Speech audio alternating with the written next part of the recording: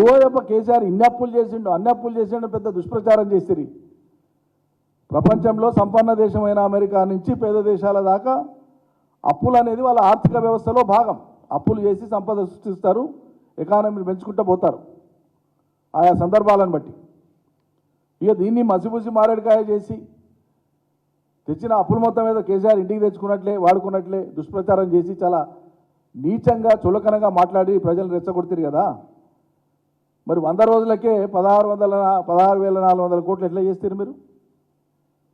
100 రోజులకే 16,400 కోట్లు ఎట్లా చేసింది రేవంత్ సర్కార్? ఇవాళ ఏం చెప్తారు ప్రజలకు? మీరు చేస్తే గొప్పతనం మంచితనం, ఇతరులు చేసింది చెడా.